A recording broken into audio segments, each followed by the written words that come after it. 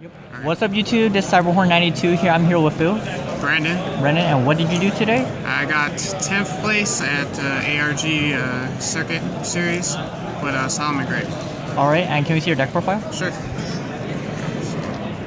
I'll start with the main starter of the deck, Lady Debug, main searcher. You pretty much, I noticed that a lot of people, when I was playing yesterday and today, they ash it because I guess they don't want you to get that free search, but like you really don't care if they ash it because it's pretty much just ash bait. That's true. I mean, the only time it really sucks is if they go soaker it and then you lose your normal summon, and then I think that's one of the inherent weaknesses of the deck. If you don't have a way to extend with the will of Salamangreat, or if you don't have Foolish Burial, then it really hurts when this gets a go soaker. So, but other than that, it's your main starter. Here's the second starter. It's kind of a pseudo searcher. You excavate the top 3 cards of your deck and add a Salamangreat card that was revealed back to your hand, and then shuffle the rest into the deck. It's pretty good. Plus, I use its effect for MST. While it's in the graveyard, you can discard, special summon it, and pop a face-up spell or trap your opponent controls. But you just there has to be a face-up spell or trap on the field for it to do that. It came up a lot because, especially against strikers, when they were playing, there can be only one. This was the only way that it helped really me get out of that bad situation. But yeah, I love that card. It's still play at 3. Then we got 3 Gazelle, the new from the structure deck. This card is amazing. I mean, this card is your Foolish Burial, special summon itself from hand. You just want to see it. It pretty much just gets the whole deck rolling, sending a counter trap, sending anything you really need. Then, second best card from the structure deck, Spinny. This card. I love this card, but I hate myself for not abusing it today when I was playing my first round in top 16, because they were just grinding out, going through game 1, and I literally had game. All I had to do was discard this and target his monster, give it a attack boost, and then when I summoned the fusion, I could have attacked and done double damage and then won, but he ended up beating me by 200 life points. So it's unfortunate, but next time we'll know. And the staples. The staple. You want to see this. I mean, you get it back with Sunlight Wolf, and it's pretty much a meta call. It can pretty much be versatile against any deck. And tech choice, 2 Droll. Didn't really want to play 3 because I wasn't sure how much danger Thunder Dragons I was going to see. But I wanted to just have the option of, if I do see it, then I can stop them from keep going. So it's just nice to have tech choice. 1 Jaguar. It's pretty much one of the most important cards that you Foolish Burial in the deck, because it allows you to recur resources, send it back to extra deck and special summon it, and then add, when you special summon under Sunlight Wolf, you can add any of your Salamangreat monsters. So, I don't know how I feel about this card. Like, I felt like there was time that I did want to see, but then tech choice, backup secretary. I didn't want to play the psychic wheelers. I mean, I get it, but they're not really searchable, even though they do help you if you want to do like synchro plays. But I'd rather just have this because you can search us off the Lady Debug, and that came out a lot. This card was amazing. When I was playing against Sky Strikers, this helped me grind with them so hard, and a lot of them didn't know what this did. You banish it when it's in grave, and then you can recycle up to 5 Salamangreat cards, shuffle them, and then draw 2. This came out a lot, especially during the grind games. And it can special summon itself for free when you control a Summon Link monster. So that's also good. Spells, the Rhoda. Never used the second effect, never came up, but the searching always came up. I mean, you need it. Digs through the deck. This card. The staples. The staple. You have to play this at 3. Against strikers, like, this helped me so much. Just banish the Ray so they couldn't do anything. It made it harder for them to recover. Choice, 2 Twin. Didn't want to play 3 because Fusion of Fire. This card is busted. This card pretty much allows you to use your opponent's Link monsters for the summon of the Fusion monster, which I'll show you in a minute. So, have to play it. It's searchable off the Link one. Never use the second effect to gain life points. You can, but I never did.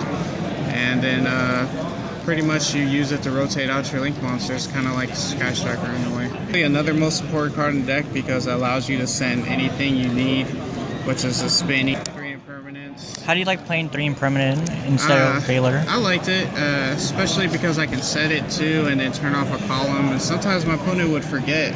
They'd be like, play a spell or trap there, and then they'd be like, oh wow. Or I can use it to, especially when I was playing strikers and they did their Camille strike. Didn't want to play 3. I kind of trying to balance this deck for going first and second. I just wanted to have enough so where if I go first and I see it, then great. All I need is to get my counter trap, and I got 2 counter traps and hopefully a hand trap. Counter trap card, this card is amazing. Like the fact that it can reset itself and give resources back. It's pretty much the staple. I would say 2 is a good choice. 3 would be overkill. No. Rage, it came up yesterday, didn't come up today, but it's really good. Just the fact that you can pretty much pop your opponent's cards and not lose resources. It came up a lot, especially when you have a Sunlight Wolf that was made with the same name. You get to pop 2 cards for free. Also like Icarus attack. Yeah, it's like Icarus attack, but you don't have to really get rid of a card. So okay. It's great. Side or extra, it's up to you. We'll do extra then side. Alright. Just 2. I mean, I never really wanted to go into a 3rd. You use it the first time to search for the field spell.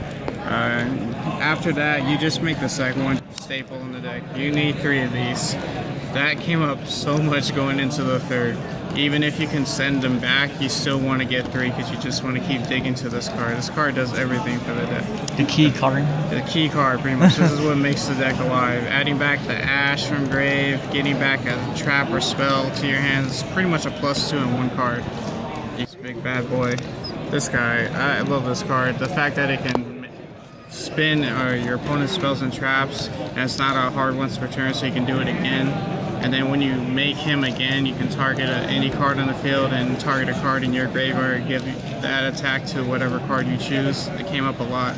I would give my opponent 0 attack with my mole because it's attack 0, and then just because most of the time, yeah, it's fire, it's staple, because if you make the XYZ, you can only do fire plays, so just to have it there. It came up, you know, the pop floodgates, so this card is amazing. The fact that it can pretty much just protect your cards from getting targeted and gain attack boosts, and it pretty much can go Jammer.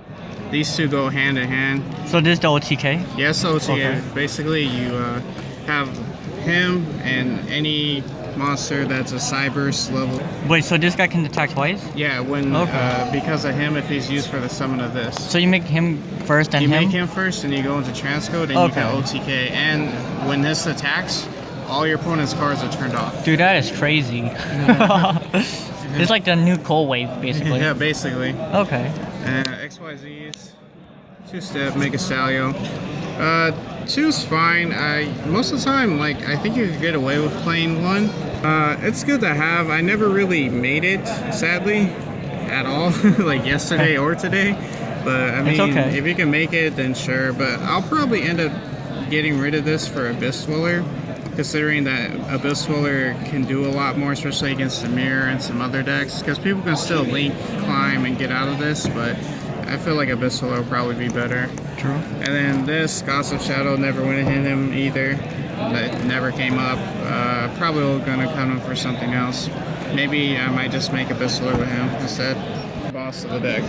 The MVP. The MVP. Fusion of Fire, you make him, and he can pretty much destroy your opponent's day by gaining the attack of the monsters used for the fusion summon. And you really have to take advantage of Spinny, which I unfortunately play 3 Packers Hops. No explaining because I've always sided this card in. Like the fact that it can special summon itself, it's 26 body, and then you contribute it for cost to pop any of your opponent's cards. It's really I wasn't sure like how much I would need her, so I didn't want to play a 3rd, so I just decided to play 2 because it's good against the Mirror. You can stop them from getting the resources back from the graveyard, and it's okay against Striker. Probably wouldn't side it much against them. If I really wanted to get some extra, you know, negates, then I would put her in, but most of the time I just use her for the Mirror, which she really is good against the Mirror. The new Maxi. The new Maxi. This card came up a lot, especially because when I got in Tuck Cut and I had to play the mirrors, I really used this to fix my hand. I made my opponent go first in our third spells. How was that card for you for the weekend? This card was really good, especially considering I was figuring I was going to play a lot of mirrors, which this is really good against mirrors because some people didn't realize that adding back from the graveyard you'll get the plus off this too. Oh, I didn't know that. So yeah, Salamangreat, when you play against them, this card is really, really good against them. So many pluses. So many pluses because a lot of things. This card is really good. I mean, especially against back row heavy decks, but like the roll deck. Yeah, and I wouldn't play it honestly against our deck because the counter trap and we don't really make too much of a big board. That's the thing about Salamangreat, like it does a lot, but it doesn't overextend and make too crazy boards. So you kind of just want to have it for those back row heavy decks. I'll probably play 3 just cause. Being a savage. Being a savage, you know. But okay. I see how it is. Then the last card. The staple. 3 rivalry. When I go first, I want to activate this so I don't get kaiju'd. So no Yu-Gi-Oh for them? Yeah, no Yu-Gi-Oh for them basically. I picked this over Gozen because this will stop the Danger and the Thunder Dragon stuff because they're all different types. Okay, so I didn't know about that. Danger and Thunder Dragon, all they'll really be able to do is make Thunder. And if they drew too many Dangers, then they can't summon any of the Dangers unless they try to Bigfoot and out this. But then we got the counter trap so we can stop them. That's true. But yeah, definitely this. We'd like to say congrats on top 16 today. Before ending this video, would you like to give any shout outs to anyone? Yeah, shout outs to all my friends at Locals, all the people that supported me. And shout out to you. Thank you for giving me the opportunity to present my deck.